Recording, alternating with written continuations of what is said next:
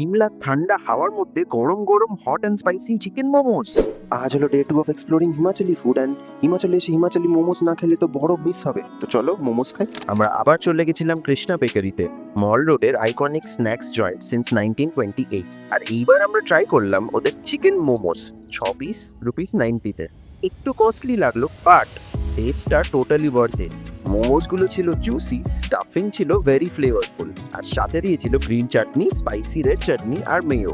সত্যি মোমোসগুলো একটু আলাদা খেতে ছিল।